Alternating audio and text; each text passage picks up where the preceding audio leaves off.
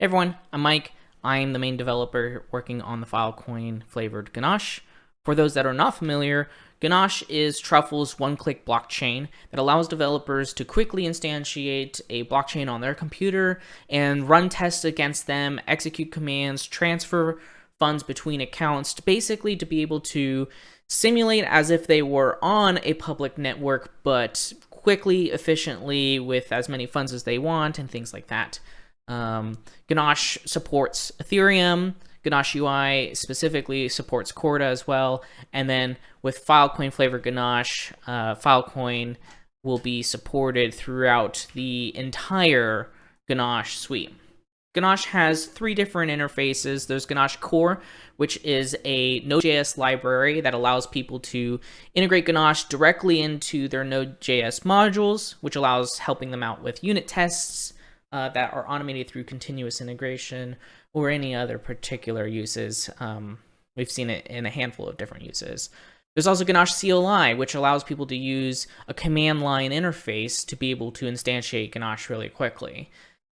This would look like this, where you have a command line interface here.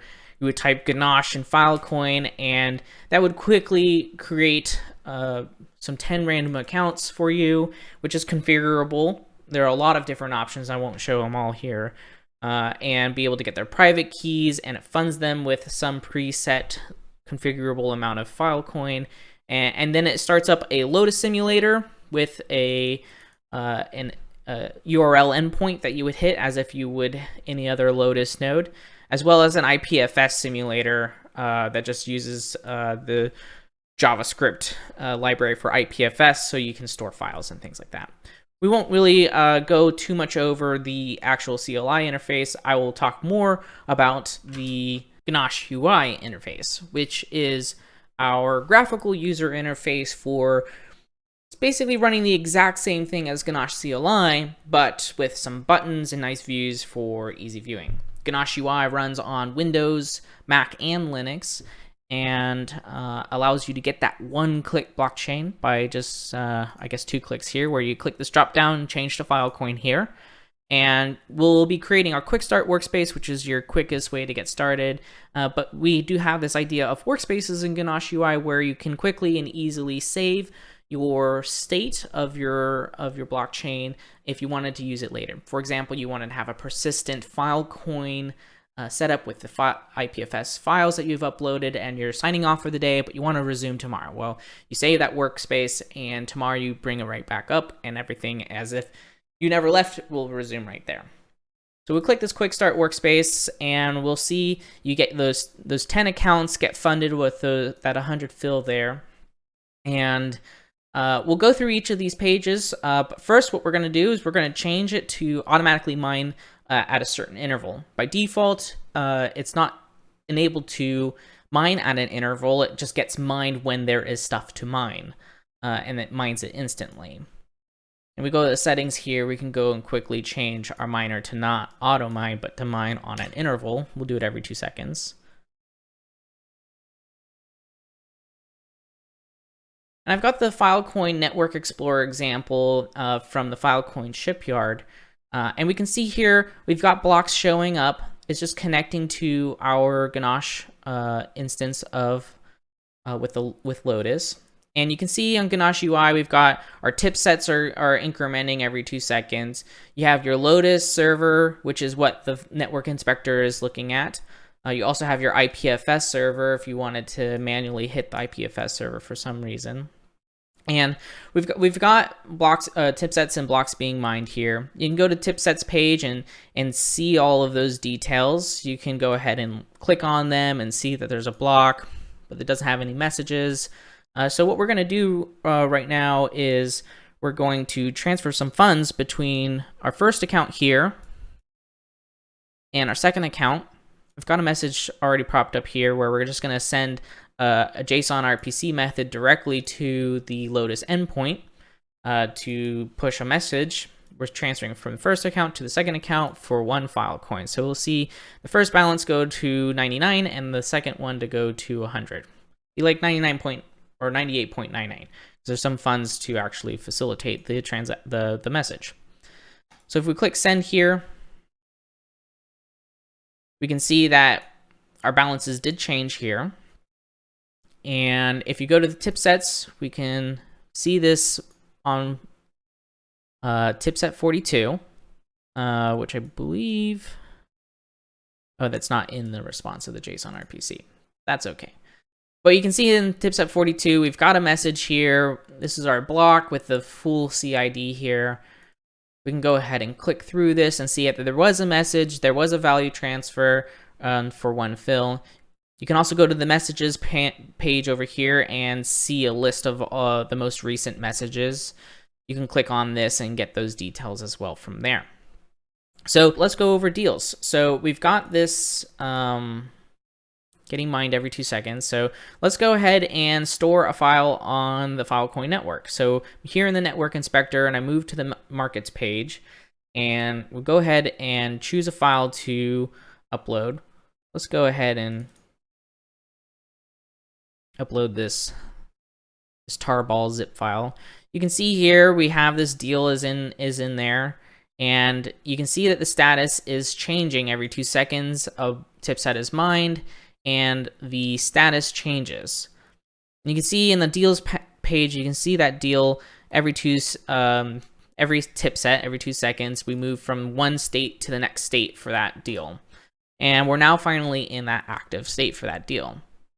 You can go to the Files tab to be able to see all of your pinned IPFS files and directly download those. So you can go ahead and click, this is that same file that we hear, that J5QX.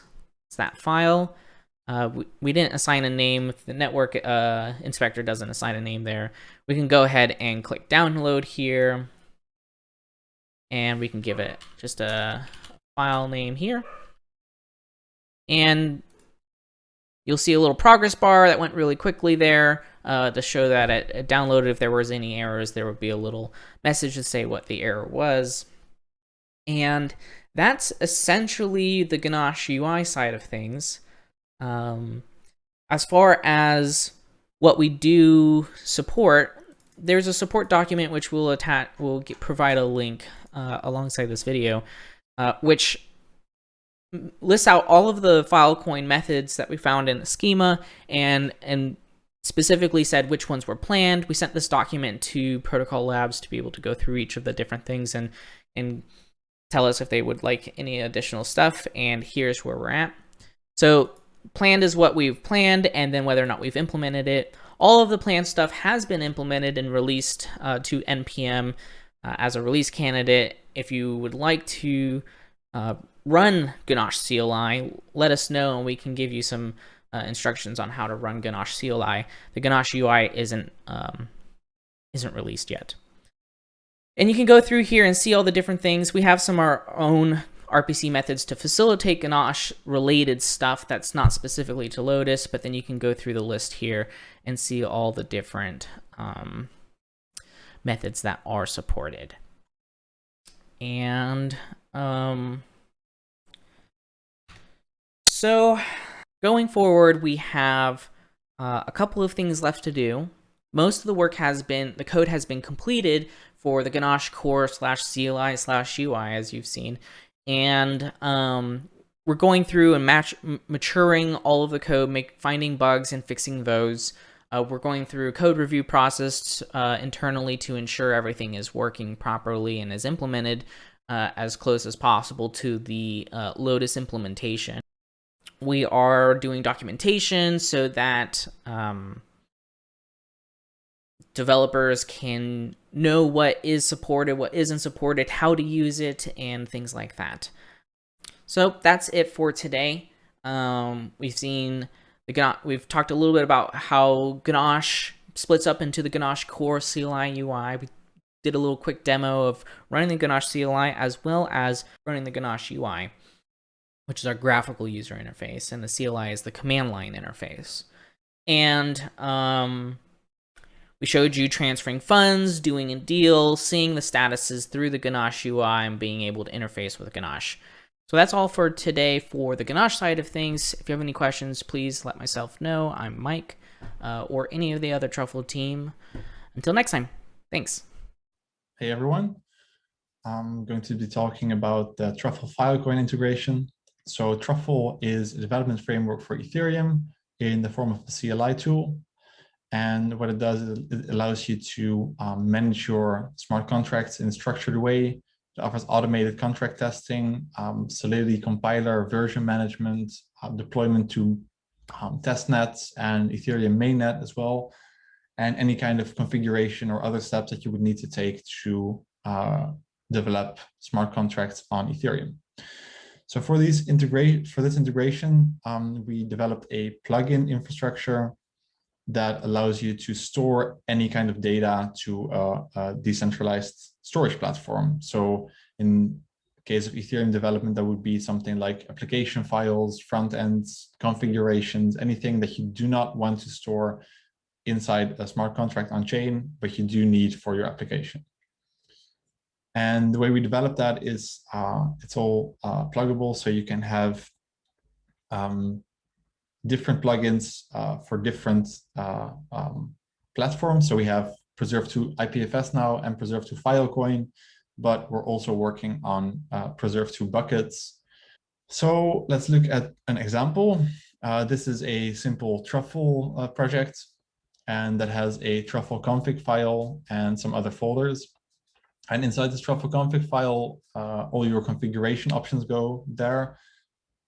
So usually there's all kinds of Ethereum configuration here as well, but right now we're just looking at IPFS and Filecoin. So there's this concept of environments, which is basically a collection of options. So we have a development environment now here and a production environment, but you can add an arbitrary number of other environments with different names and different options. So for example, here in the production environment, we use Infura rather than a local IPFS node, but by default, it uses local IPFS and Filecoin nodes. And it allows you to add any storage deal options. So for example, the epoch price or the duration of the storage, which we set to a year. Then let's go to an example. First we'll look at what the preserve command looks like by running truffle help preserve. It's going to show us the help text. So it's going to tell us that we can run truffle preserve with a target path and a specific so-called recipe. So right now that's IPFS or Filecoin, and then it's going to store that data to those platforms. To try to store it locally, we're going to run an IPFS daemon. And then from there, we can run truffle preserve IPFS.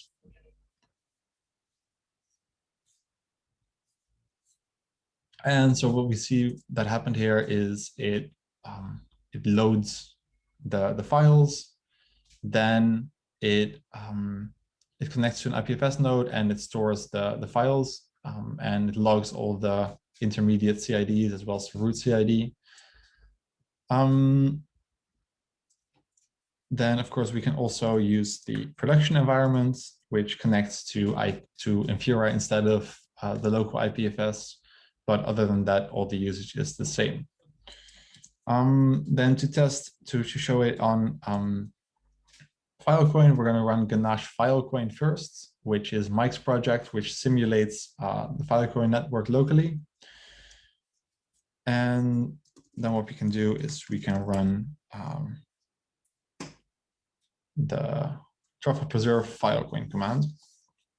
And again, this is going to be very fast because it's a simulated simulated version of the Filecoin network, but we can also run a local net, a Textile local net, which actually runs a Lotus node. So that's a better representation of actual mainnet Filecoin. And then we can run the exact same command again, because they run at the same port. So it's just going to pick up the locally running node. And what we see here is that we're actually going through all these states here, and it's updating the deal state as we go through them. And it's going to take a lot longer than with Ganache. but that gives us time to go into what's happening here. So actually, it's similar to the IPFS preserve command. And actually, the Filecoin recipe depends on preserve to IPFS. So what happens is first it reads the files again, then it preserves to IPFS using the exact same code as in the IPFS recipe. And then it uses this CID to create a storage deal for this data. So what we see is this took quite a bit longer. What we can also show is that we have these configuration options. So that means that something can also be misconfigured. For example, if we go below the minimum duration, if you run that, then we can show that it's going to actually throw an error. So we still propose a storage deal, but then in the end, the deal state errors out, and it shows an error message here, which is provided by the Lotus node. So yeah, that's it. Hey guys, this is Kevin with the Truffle team. I'm going to give you a quick update on Truffle boxes, both in terms of what they are, just in case you've not heard of them before or used them before, and also specifically the Filecoin Truffle box that we have in development, and I'll give you an update both in terms of what's going into that and where it's at in terms of status. Yeah, so first up, what is a Truffle box? Really, they're a project, self-contained, that you can install, assuming you've got Truffle installed locally, via what we call the unbox command. So Truffle unbox, and then the name of the box, say Filecoin, and that will literally pull down the box. It will install any dependencies that's needed, and start any processes and services and so on to get it up and running. So it's really kind of minimal in terms of overhead to do that. And then in terms of what they're used for, kind of a few kind of roles or purposes. Firstly, learning. They're really useful for learning, and we have a bunch that we maintain that are tied into tutorials and so on that we have.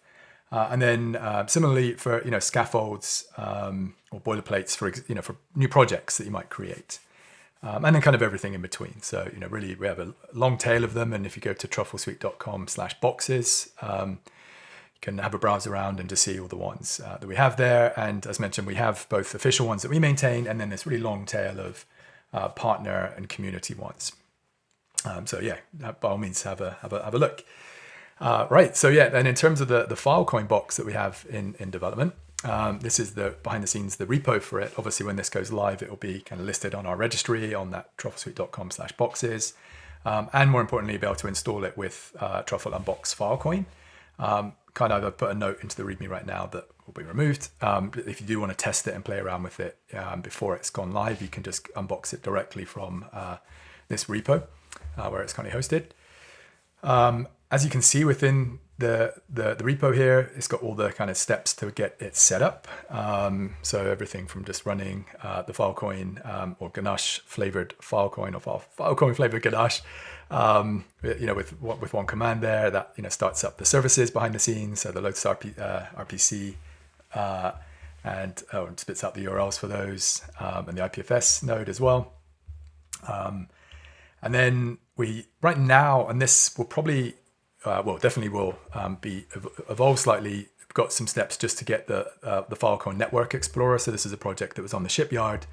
We forked it and adapted it a little bit so it can point direct. It's kind of literally once you've done these steps, and even these are going to be condensed. We'll merge this current branch with the changes on into either main or master. So either way, it's going to be smoothed out a little bit, but that steps for starting that up. And then also steps for actually spinning up the Ethereum flavored Ganache as well and deploying the contracts and so on. So really all the steps are here. They will be smoothed out a little bit. In terms of kind of the what this is, which I probably should have mentioned already, this is going to be kind of a gallery type thing, NFT, wherein you store the assets, so the metadata for the NFTs in Filecoin and IPFS, and then similarly the actual images themselves. And we've got all the steps for this a little bit further down, or some of them still need to be added in.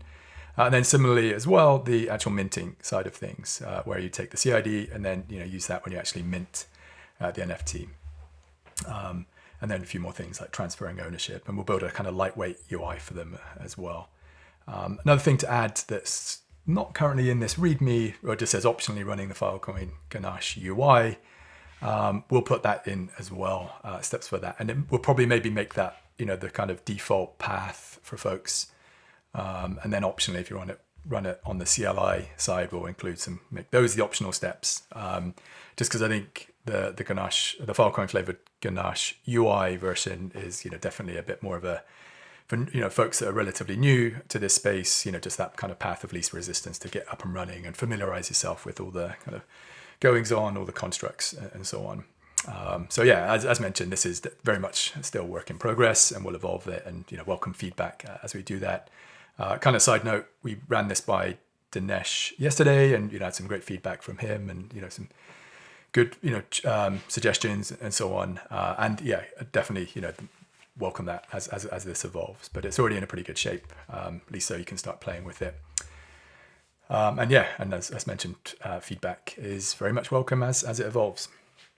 Okay, kind of that was it in terms of what I wanted to say. So just to summarize, Truffle boxes are these one-stop shop type little mini self-contained projects that really focused on helping you learn about a given thing, and using it as a kind of starting point for a given project.